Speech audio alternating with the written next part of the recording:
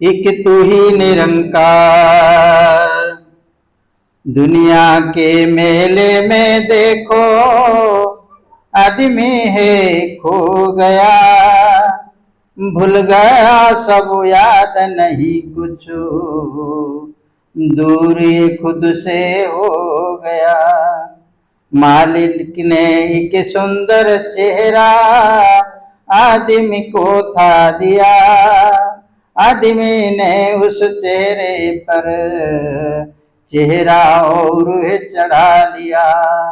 अपने आप की आदमी अब खो बैठा पहचान है, देख कर इसी आदमी को कादर भी हैरान है। संत जहां में एक ऐसा आईना ले आते हैं, आदमी को आदमी का चेहरा सही दिखाते हैं। संतों की कृपा से बनता आदमी इंसान है, कहे हर देव जब ईश्वर का होता इसको ज्ञान है। कहे हर देव जब ईश्वर का होता इसको ज्ञान है। एक तू ही निरंकार। दुनिया के मेले में देखो आदमी है खो गया, भूल गया सब याद नहीं कुछ, दूर ये खुद से हो गया। गुरु रूप साधु सज्जन मंडली आनंदर सहित कहवा ध्यान सज्जन मंडली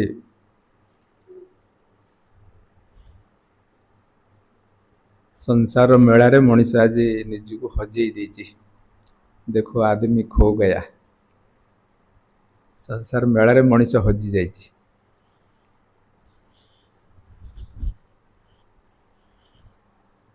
जड़े हजि जाए केतेबेले, जड़े हजि जाए जेतेबेले निजर परिचय से निजर परिचित लोक मानकु पाएनि। जेतेबेले निजर परिचित लोक मानकु से पाएनि बा निजर घर ठिकाना भूली जाए, कुआड़ को जीव स्थिर करि पारेनि, सेतेबेले ताकु लागे मु हजिगली। सज्जन मंडली जंगल रे लोक हजि जाती, रास्ता पाती। कौन से घंच जंगल भितर जो मनीष पशि जाए, सबुआड़े तो गछ थाए, सबुआड़ को जड़े चाहिए सियाड़े गछ देखा जाए। से जगार आउ बाट मिले जे कौ पटू अच्छी रास्ता। ठीक सेम जदि गभीर समुद्र को किए चली जाए, गभीर समुद्र भर को चली गले चतुर्पार्श्व आउ स्थल राशि देखा जाए, भूमि देखा जाए, केवल पानी ही पानी देखा जाए, जल ही जल, जड़ को चाहिए सियाड़े जल। तेणु कुआड़ को जीवी, पूर्व को जीवी कि पश्चिम को जीवी, आउ दिशा ठीक कर पारे मनीष, सी समुद्र गभीरता भितर सी हजि जाए।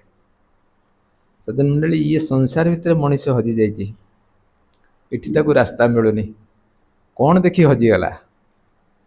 जमती समुद्र रे ताकू चारिपटे जल देखा जाउछि, यदि खूब उच्च आकाश को गभीर आकाश को चली जा, चारिपटे केवल आकाश ही आकाश देखा जाए, आउ कौन प्रकार स्थलभूमि देखा जीवनी। तेणु खूब गभीर आकाश रे जदि आमे पहुंच जा, ताले आमे कुआड़ को जीवा, ऊपर को जीवा कि तळ को जीवा कि बाँ को जीवा कि डाहाण को जीवा, ता मध्ये जना पड़ेनी, मनीष हजि जाए। आज संसार भितर रही मनीष, संसार भितर पृथ्वी पृष्ठ रे घर संसार परिवार जन गहली यारी भितर रही मनीष केमती हजिगला बोली सतगुरु कहउछन्ति। सज्जन मंडली हजि जीवार अर्थ एठी तार निज भाव, निजर स्वभाव, जोटा निजर जोटा परिचय, निजर जोटा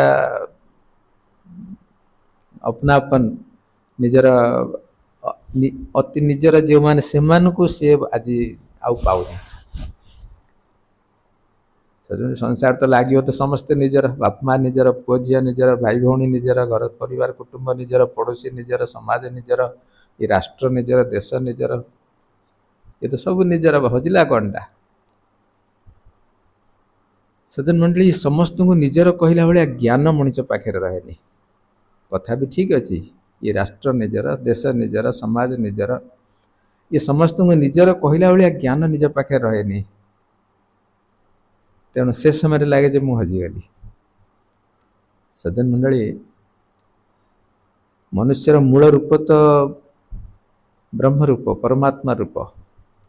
ମଣିଷର ମୂଳ ଗର ହିଁ ଈଶ୍ୱର। ଈଶ୍ୱର ଅଂଶ ଜୀବ ଅବିନାଶୀ, ଇଏ ଆପଣ କୁହନ୍ତି।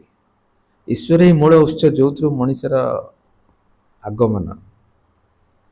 କିନ୍ତୁ ଯେତେବେଳେ ଈଶ୍ୱରୀୟ ରୂପ ଭୁଲି ହେଇଯାଏ, ସେ ତାର ମୂଳ ରୂପକୁ ଭୁଲିଯାଏ ଏବଂ ସଂସାର ଯୋଉ ପ୍ରକାରର ପରିବର୍ତ୍ତନଶୀଳ ଚେହେରା, ସଂସାର ପରିବର୍ତ୍ତନଶୀଳ ରୂପ, ଯୋଉଟା ଆଜି ଅଛି କାଲିକି ନାହିଁ, ତାହା ସହିତ ଯେତେବେଳେ ଲଗାବ ଲାଗିଯାଏ, ନିଜର ଭାବ ଲାଗିଯାଏ ଯେ ଏଇଟା ମୋର, ଏଇଟା ମୋର, ଏଇଟା ମୋର, ଏବଂ ତାର ଯେତେବେଳେ ପରିବର୍ତ୍ତନ ଘଟେ, ଗଛ ଛୋଟ ଥାଏ, ଧୀରେ ଧୀରେ ବହୁତ ବଡ଼ ଗଛ ହୁଏ, ତାପରେ ପତ୍ର ଝଡ଼ିଯାଏ, ଗଛ ବୁଢ଼ା ହେଇଯାଏ, ତାପରେ ଗଛ ସମାପ୍ତ ହେଇଯାଏ। ଘର ଦିନେ ନଥାଏ ତ ଘର ତିଆରି ହୁଏ, ଘର ନୂଆ ଲାଗେ, ଚିକ୍ ଚିକ୍ ଲାଗେ, ଘର ପୁଣି ପୁରୁଣା ହୁଏ, ତାର ରଙ୍ଗ ଛାଡ଼ିଯାଏ, କୋଉଠି କୋଉଠି ଫାଟ ସୃଷ୍ଟି ହେଇଯାଏ, କୋଉଠି କୋଉଠି ଘର ମଧ୍ୟ ନଷ୍ଟ ହେଇଯାଏ। ଇଏ ପରିବର୍ତ୍ତନ ସଂସାର ସହିତ ଯେତେବେଳେ ଭାବ ଲାଗେ ଏବଂ ପରିବର୍ତ୍ତନ ସଂସାରକୁ ଅନୁଭବ করে ମଣିଷ ଯେ ଇଏ ତ ସବୁ ଭାଙ୍ଗି ଯାଉଛି, ଏ ତ ସବୁ ବଦଳି ଯାଉଛି, କେହି ତ ଏଠି ରହୁନାହାନ୍ତି। ଯୋଉ ବାପା ମା ମୋତେ ବହୁତ ଭଲ ପାଉଥିଲେ ସେ ଆଜି ମୋ ସହିତ ନାହାନ୍ତି।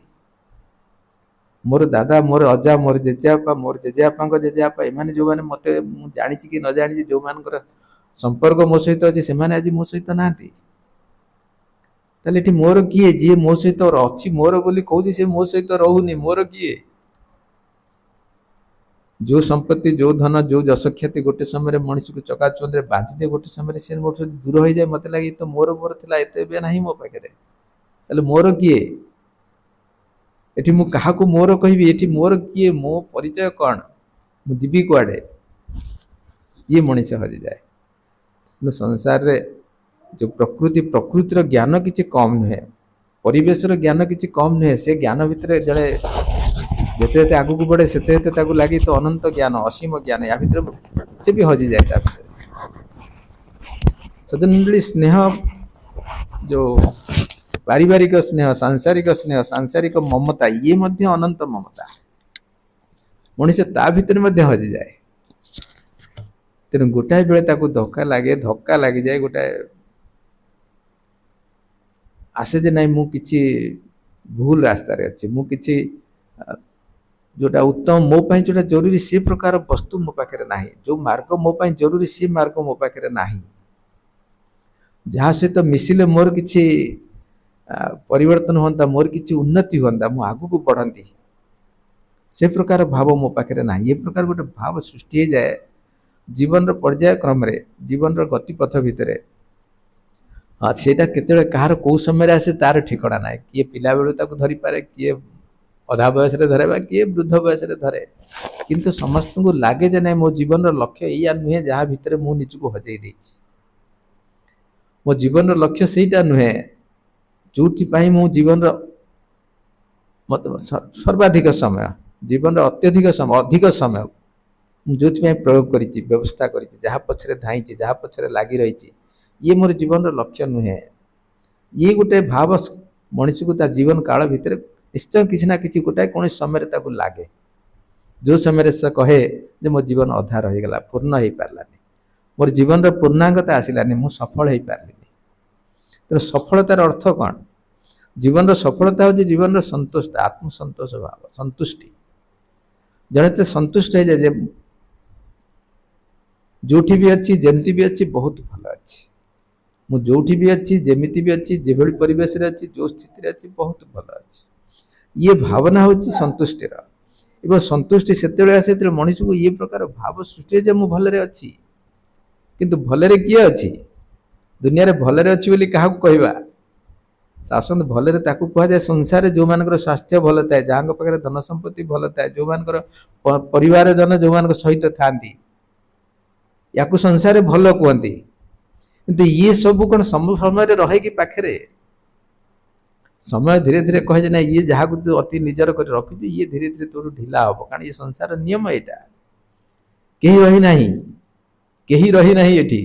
ତେଣୁ ତୋ ସାଙ୍ଗରେ କେମିତି ରହିବ? ତୋ ଧନ ସମ୍ପତ୍ତି କେମିତି ତୋ ପାଖରେ ରହିବ? ତୋର ପରିବାର ତୋ ପାଖରେ ସବୁ ସମୟରେ କେମିତି ରହିବ? କେମିତି ଆଶା ବାନ୍ଧିଛୁ?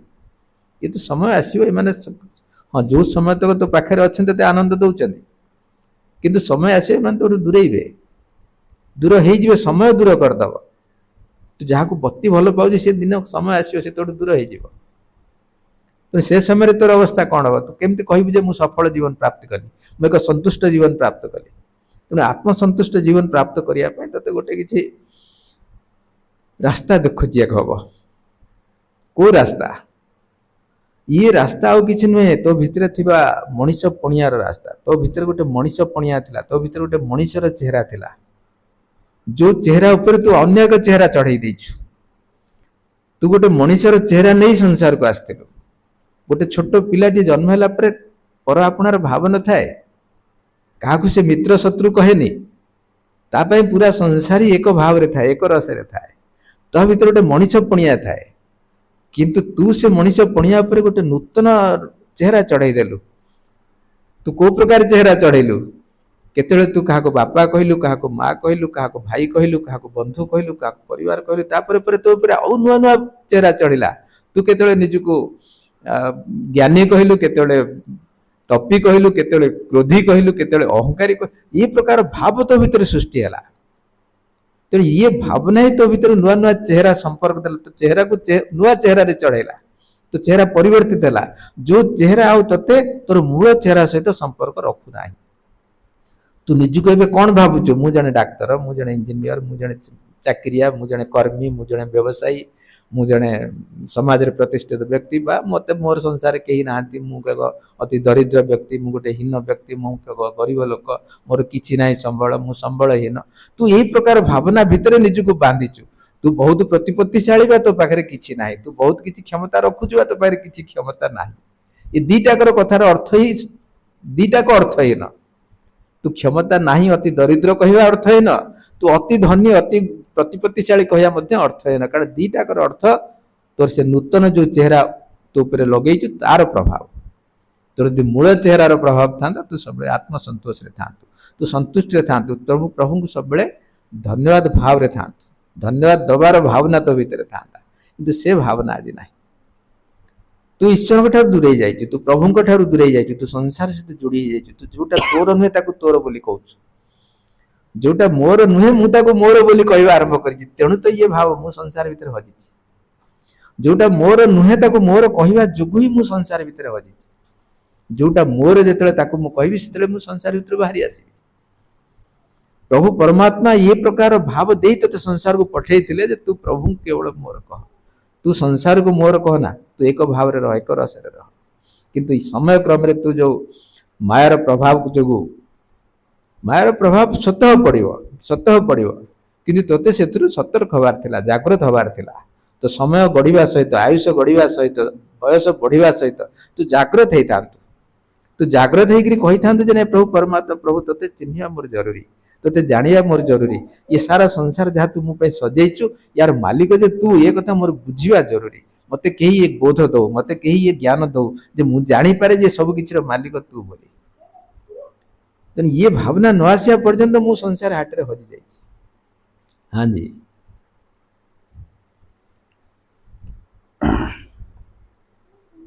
मालिक ने एक सुंदर चेहरा आदमी को था दिया, आदमी ने उस चेहरे पर चेहरा और है चढ़ा लिया। आगू भी चलो। अपने आप की आदमी अब खो बैठा पहचान है, देख कर इसी आदमी को कादर भी हैरान है। सासंगत आज मनुष्य को देखिक भगवान मध्य हैरान। कादर कहले जे मालिक, जे स्रष्टा, ये सृष्टि जे मालिक, आज प्रभु मध्य हैरान होती मनुष्य तो अवस्था कौन एमती हो गला? तोर अवस्था जे एमती कौन पे? तू एते विचलित तो कहीं, तू एते अस्थिर कौन पे? तू एते चिन्ह अवस्था रे कहीं पहुंची गलु? शाश्वत मनुष्य निजर स्वभाव जो, निजर प्रकृति जो, ना निज भीतर थिबा मूल सत्ता को, निज भीतर थिबा मूल सत्ता को भूली जीवा जो, तू जे ईश्वर अंश ये भाव को भूली जीवा जो,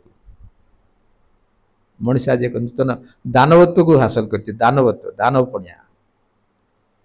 मु मोर भीतर भाव निज को बांधी जे संसार सब किसी बोधे मु हासिल करने मत खुशी मिल, मत आनंद मिल। ये जो भ्रम, ये जो मनुष्य मन भ्रम जे तते किसी सांसारिक वस्तु मिलगले, सांसारिक पद पदवी मिलगले, सांसारिक मर्यादा मिलगले तो बहुत आनंद मिल, खुशी मिल। ये जो भ्रम तो मन अच्छी ये तोर दूर हम तो हम केमती? ये भ्रम केमती भांग? ये भ्रम तुटब केमती? ତେଣୁ ତୋର ଇଏ ଭ୍ରମ ଆଶଙ୍କା ଅବସ୍ଥାକୁ ଦେଖି ପ୍ରଭୁ ମଧ୍ୟ ଆଜି କହୁଛନ୍ତି କାଦର ବି ହଇରାଣ ହେ। ତ ମଣିଷର ଇଏ ପ୍ରକାର ଅବସ୍ଥାରେ ସତଗୁରୁ ମଧ୍ୟ ଚିନ୍ତିତ ଅଛନ୍ତି, ତେଣୁ ତ ବ୍ୟବସ୍ଥା ଖଞ୍ଜୁଛନ୍ତି। ଏ ସଂସାରରେ ଯେତେ ଯେତେ ସତ୍ସଙ୍ଗର ଭାବ ବଢ଼ିବ, ଯେତେ ଯେତେ ଜ୍ଞାନର ମହିମା ପ୍ରସାରିତ ହେବ, ସେତେ ସେତେ ମଣିଷ ପାଇଁ ଗୋଟେ ଉପଶମର ରାସ୍ତା ମିଳିବ। ମଣିଷ ଗୋଟେ ରାସ୍ତା ପାଉଛି, ହଁ ମୁଁ କେମିତି ଶ୍ୱାସ ନେଇପାରିବି, ଶାନ୍ତିର ଶ୍ୱାସ ନେଇପାରିବି। ଶ୍ୱାସ ତ ସମସ୍ତେ ନେଉଛନ୍ତି, କିନ୍ତୁ ଶାନ୍ତିର ଶ୍ୱାସ କିଏ ନେଇପାରୁଛି? ଗୋଟେ ସ୍ଥିରତାର ଶ୍ୱାସ। ତେଣୁ ଏଇଥିପାଇଁ ସତଗୁରୁଙ୍କର ଇଏ ସତ୍ସଙ୍ଗ ବ୍ୟବସ୍ଥା। ਹਾਂਜੀ संत जहाँ में एक ऐसा आईना ले आते हैं आदमी ମଣିଷ को ଯୋଉ आदमी ପ୍ରକାର ଭାବନା ନେଇକିରି ସଂସାରରେ ନିଜକୁ ହଜେଇଛି, ସେଠୁ ବାହାରିବା ତା ପାଇଁ କଷ୍ଟ। ଆଜି କାହାକୁ ମଧ୍ୟ ଆପଣ କୁହନ୍ତୁ ଚାଲନ୍ତୁ ଯିବା ସତ୍ସଙ୍ଗ, ନା ପରେ ସମୟ କାହିଁ, ମୁଁ ବହୁତ ବ୍ୟସ୍ତ। ଆରେ ଅଧଘଣ୍ଟାଏ ଘଣ୍ଟାଏ ସମୟ କାଢ। ଦେଖୁନାହାନ୍ତି ମୋର ସକାଳେ ଏଇଟା ଅଛି, ତାପରେ ଏଇଟା ଅଛି, 10ଟା ବେଳକୁ ଏଇଟା ଅଛି, 12ଟା ବେଳକୁ ଏଇଟା ଅଛି, ଏମିତି ତାର ହିସାବ ଯୋଡ଼ିଦେବ ଯେ ତାକୁ 24 ଘଣ୍ଟାର ହିସାବ ସେ ଦେବ ଯେ ମୋ ପାଖରେ ସମୟ ନାହିଁ। ତାର ସେ କୋଉଠି ହଜିଗଲା, ସେ କୋଉଠି ହଜିଗଲା ଯେ ସତ୍ସଙ୍ଗ ପାଇଁ ତା ପାଖରେ ସମୟ ନାହିଁ। ଆରେ ସତ୍ସଙ୍ଗରେ ହୁଏ କଣ? ଜଣେ ସତ୍ସଙ୍ଗକୁ ଡାକୁଛି, ସତ୍ସଙ୍ଗରେ ହୁଏ କଣ? ନା ତୁ ଯୋଉଠି ହଜି ଯାଇଛୁ, ଯୋଉଠି ବ୍ୟସ୍ତ ହଉଛୁ, ତାର ସମାଧାନ ସତ୍ସଙ୍ଗରେ ଅଛି। ତୁ ଯୋଉଠି ହଜିଛୁ, ତୁ ଯୋଉଥିପାଇଁ ନିଜକୁ ହଜଉଛୁ, ଏବଂ ଯାହାକୁ ଭିତରେ ହଜିକିରି ତୁ ଆଜି ବ୍ୟସ୍ତ ବିବ୍ରତ, ତାର ସମାଧାନ ସତ୍ସଙ୍ଗରେ ଅଛି। ସତ୍ସଙ୍ଗ ତୋର ସମୟ ବର୍ବାଦ କରିବାକୁ କେହି ଡାକୁନି। କିଏ ତୋତେ ସତ୍ସଙ୍ଗକୁ ନିମନ୍ତ୍ରଣ କରି କହୁନି ଯେ ତୁ ଏଠି ଅଧଘଣ୍ଟା ସମୟ ବର୍ବାଦ କର। ଯିଏ ତୋତେ ସତ୍ସଙ୍ଗକୁ ନିମନ୍ତ୍ରଣ କରୁଛି, ସିଏ କହୁଛି ତୋର ଯୋଉ ସମସ୍ୟା, ତାର ସମାଧାନର ରାସ୍ତା ନେ। ତୁ ଯୋଉ ଅସ୍ଥିରତା ଅଶାନ୍ତି ଭିତରେ ରହିଛୁ, ତାର ଗୋଟେ ଶାନ୍ତିର ରାସ୍ତା କାଢ। ଏବଂ ଶାନ୍ତିର ରାସ୍ତା କଣ? ନା ପରମାତ୍ମାଙ୍କର ଶରଣ ନେ। ତୁ ଈଶ୍ୱରଙ୍କର ଶରଣାପନ୍ନ ହ। ଈଶ୍ୱରଙ୍କୁ ବଡ ବୋଲି, ଶରଣାପନ୍ନର ଅର୍ଥ କଣ? ତୁ ଈଶ୍ୱରଙ୍କର ଶରଣାପନ୍ନ ହୁଅ, ସମର୍ପିତ ହୁଅ, ଅର୍ଥ କଣ? ତୁ ଈଶ୍ୱରଙ୍କୁ ବଡ ବୋଲି ମାନେ। ଏ ଛୋଟ ସରଳ ଅର୍ଥ, ଈଶ୍ୱରଙ୍କୁ ବଡ ବୋଲି ଜାଣେ। ଗଡ୍ ଇଜ ଗ୍ରେଟ୍, ଆଲ୍ଲାହ ହୋ ଆକବର, ଆଲ୍ଲାହ ହୋ ଆକବର, ଏ କଥାକୁ ମାନେ, ଖାଲି କହନା। ଈଶ୍ୱର ବଡ ବୋଲି ତୁ ମାନେ। ଆଉ ଯିଏ ଥରେ ଏ କଥାକୁ ମାନିଯାଏ ଈଶ୍ୱର ବଡ ବୋଲି, ସେ ସଙ୍କଟ ଭିତରୁ ବାହାରି ଆସେ। ସେ ଜଙ୍ଗଲ ଭିତରେ ରାସ୍ତା ତାକୁ ଦେଖାଯାଏ। ଯିଏ ଈଶ୍ୱରଙ୍କୁ ବଡ ବୋଲି ମାନେ, ତାକୁ ଜଙ୍ଗଲ ଭିତରେ ରାସ୍ତା ଦେଖାଯାଏ। ଏ ସଂସାର ହିଁ ଜଙ୍ଗଲ, ଯାହା ଭିତରୁ ସହଜରେ ମଣିଷ, ଏଠି ମୋହ ହଉଛି ଜଙ୍ଗଲର ରାସ୍ତାକୁ ହଜଉଥିବାର ଆବରଣ। ଯିଏ ଈଶ୍ୱରଙ୍କୁ ବଡ ବୋଲି ମାନିଯାଏ, ତାର ମୋହ ଭଙ୍ଗ ହେଇଯାଏ ଏବଂ ସେ କହି ଉଠେ, ତୁ ହିଁ ନିରାକାର, ତୁ ହଉଛୁ ପରମାତ୍ମା, ତୁ ହିଁ ସର୍ବଶ୍ରେଷ୍ଠ, ତୁ ସର୍ବସମର୍ଥ। मैं तेरी शरणा प्रभु, मते शरण दे, ମୁଁ ତ ଶରଣ ମାଗୁଛି, ମୁଁ ତୋର ଆଶ୍ରୟ ମାଗୁଛି। ତେଣୁ ଇଏ ଭାବନା ସୃଷ୍ଟି ହେଲେ ରାସ୍ତା ମିଳିଯାଏ ଏବଂ ଜୀବନ ଅଗ୍ରସର ହୁଏ, ଉନ୍ନତି ପଥରେ ଆଗକୁ ବଢେ, ଜାଗୃତି ଆସିଯାଏ ଜୀବନରେ ଏବଂ परमात्मा को ध्यान ଆସିଯାଏ। हाँ जी संतों की कृपा से बनता आदमी इंसान है, कहे हरदेव जब ईश्वर का होता। मंडळी, साधु संत महात्मा ने सत्संग रूपी एक नाव सृष्टि करती। सत्संग रूपी नाव जहाँ समुद्र रे आपनको पारी लगेगा। संत महात्मा करती कौन? संत महात्मा आपन को सत्संग को डाकिक आपण सम्मुखें आपणकर रूप खोली दियंती। आपणकर रूप, आपणकर असली रूप कौन आपन को जणाई दियंती। आपण जेन से कहानी शुणी जे कौन सी बाघ छुआ छोट बेलू मेढ़ा गहण रहीक निजक मेढ़ा भावे। कौन सी बाघ छुआ अति छोट बेलू जदि मेढ़ा गहण रही जाए, मेढ़ा पल भितर से बढ़िया आरंभ करे, से निजक मेढ़ा भावे। छोट छोट कथार भय लगे, किंतु गोटे दर्पण आसे। संत महात्मा गोटे दर्पण नहीं आसते, जो दर्पण से देखी दे ना तू मेढ़ा ठू अलगा।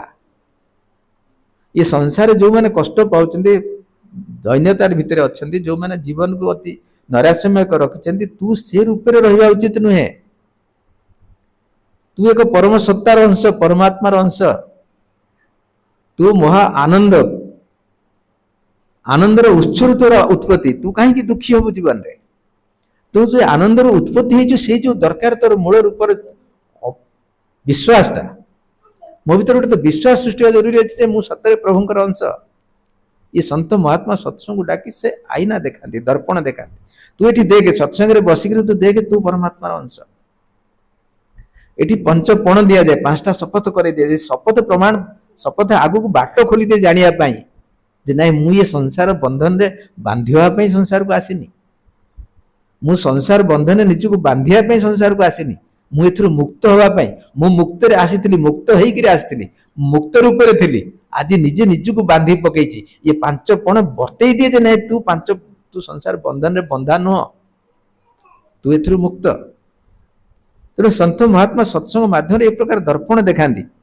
कई मध्य सत्संग को आसिले ये दर्पण देखी निजर रूप को चिन्हि पारे जे प्रकृति में मु जो प्रकार निजक भावी मुझे नुहे, मु दिव्य विभूतिर अंश, मो जीवन एक दिव्यता रहा जरूरी अच्छी, गोटे दिव्यता मो जीवन रहा जरूरी अच्छी जहाँ प्रति मुहूर्त मत आनंद प्रदान कर, आत्मसंतुष्टि प्रदान कर। ये भावना सत्संग प्राप्त करे। अंतिम पंक्ति आउ थे पढ़ अंतिम दाड़ी। संतों की कृपा से बनता आदमी इंसान है। तेणु यही जो चेहरा मनुष्य पर लगी जाए, मनुष्य निजे ही निजे लगी तो न जाए, मनुष्य निजे लगे दिए। किछि पाठ पढ़ी गले लागे जे मो बड़ विद्वान हो गले, किछि पाठ पढ़ी गले विद्यार तो अंत नाही। कई केबे कहबेन जे मु संसार जाकर विद्या को साधन करनेली, किंतु किछि विद्या पढ़ु पढ़ु मनुष्य भावे जे मो बड़ विद्वान हो गली, तो गोटे चेहरा लागि गला मो पर जे मु गोटे विद्वान। जने भल गीत गाउची, भल गीत गाउची, स्वरर अंत नाही, गीतर जो संगीतर जो प्रकार साधना तार अंत नाही, किंतु किछि गीत गाउ जने कहे मु गोटे बहुत बड़ संगीतज्ञ हो गली, मु बहुत बड़ कलाकार हो गली। ये तो गोटे चेहरा मु जोड़ी देली निज ऊपर।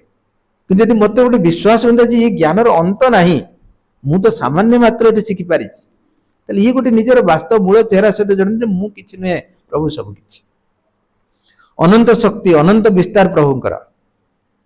तो ये भाव जो मनुष्य मन रे आसे से मनुष्य को निजर मूल चेहरा जना पड़े जे नहीं मु तो प्रभु परमात्मा रूप, मु परमात्मार अंश, अहम ब्रह्मोस्मि, मु कहीं दुखी संसार रे, मु कहीं चिंतित, मु कहीं व्यस्त, मोर कहीं चाप, यार परिणति कौन, मु ये जंगल रे हजि जीवा द्वारा परिणति कौन है?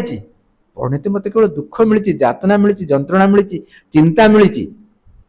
चिंता सब प्रकार चिंता, जरा व्याधि अभाव अनाटन ये सब समस्या अनिश्चितता ये सब हूँ व्याधि, यही प्राप्ति ही संसार भितर। किंतु एथु बाहरी जवार बाट सतुर कहते संत कृपा से। जे आपन को सत्संग डाकुचंती से जने संत, से जने महात्मा, से रास्ता देखिचंती, तांको जीवन रे से अनुभव अछि, तेणु तो आपन को डाकुचंती। अंध तो जणु कहबे ने मु तते बाट देखै देबी, गोटे अंध जणु कहबे कि आ मु तते बाट देखै देबी। तेणु जदि जणे किए कहूछि मु आज मु बाट देखै देबी, तार आँखि खुला अछि। आपन को विश्वास करिया जरूरी अछि, आपन को विश्वास करिया जरूरी। जे रास्ता कहूछि मु रास्ता देखै देबी, ता पाखे निश्चय आखि अछि। हां, आपन को परीक्षा करिया जरूरी अछि। आपन मध्य शास्त्र मत नियंतु, संत महात्मा जीवन नियंतु, ताकू नहीं कि आपन परीक्षा करिया। जो बंधु कहउचंती जे हां रास्ता देखेबे, से ठीक रास्ता देखौचंती कि नाही, आ ठीक रास्ता कोटा जे आपन को आपन मूल रूप सहित मिसेइबो, जे मूल शक्ति सहित आपन को जोड़ी देबो, एवं जोड़ी देबा द्वारा परिणति कोन हबो? परिणति आपन चिंता, आपन दुश्चिंता, आपन अस्थिरता दूर हो जिवो, आपन शांत हो जिवे, आपन स्थिर हो जिवे। कोन घटुची न घटुची सेथिरे आपन किछि विशेष फरक पड़िबनी। आपन कोन मिलिला, कोन आपन हजि गेला, तादरे आपन फरक पड़िबनी। आपन बुझी जिवे तार सार तत्व कोन, आधार कोन। ये संसार मिलिबा आ हजि जिबा, मिलिबा आ चली जिबा, या भीतर आधार कोन, ये मूल तत्व को आपन बुझी जिवे। एवं बुझी गेला पर आपन भीतर आत्मसंतोष आसी जिवो। जे जो कथा हमर मामुनि बौड़ी आरंभ कहले जे मते किछि लोड़ा नाही, मोर किछि आवश्यकता नाही। ये बहुत बड़ कथा, ये बहुत बड़ कथा। एक कथा कहे जे मोर किछि आवश्यकता नाही। सज्जन मंडली जीवन रे जे ये कथा को अनुभव करनी है एवं वास्तव अर्थ रे कथा प्रकट करे जे हे प्रभु आपण ही मो पाई सब किछि, तू ही निरंकार, मैं तेरी शरण मैनु बख्श लो। ये शब्द, ये गुरुंकर जो शब्द, ये शब्द भितर अनुभव रही, ये शब्द भितर गोटे अनुभव रही, गोटे बोध रही, परमात्मा सहित संयुक्ति रही। ये केवल शब्द नुहे, तू ही निरंकार, मैं तेरी शरण मैनु बख्श लो, ये शब्द नुहे, ये उच्चारण नुहे, ये मंत्र नुहे, ये कौन प्रकार कहारी कथा बा गोटे सीमित जिनस नुहे, ये असीमित सूचक, असीम सूचक ये एक तत्व जहाँ को किए अनुभव कले निज भितर निजर मूल रूपर अनुभव आसी जाए एवं गुरु प्रति निष्ठा चली आसे, दया चली आसे एवं विश्वास चली आसे। गुरुंकर दयार अनुभव आसी जाए, गुरु केते मेहरबान, गुरुंकर कृपा केते, तार गोटे अनुभव आसी जाए एवं गुरुंक प्रति सदा सर्वदा कृतज्ञ भाव आसी जाए, कृतज्ञता आसी जाए। हे सतगुरु कृपा करंतु आपनक जीवन आपनकर जो पवित्र ज्ञान जहाँ जीवन को मोर सजाड़िया पाई प्रति मुहूर्त प्रयास अच्छी से आपन को सारा जीवन मु कृतज्ञ रहे, सारा जीवन मु आपन को धन्यवाद दिए। सासंग जी प्रेम से बोलिए।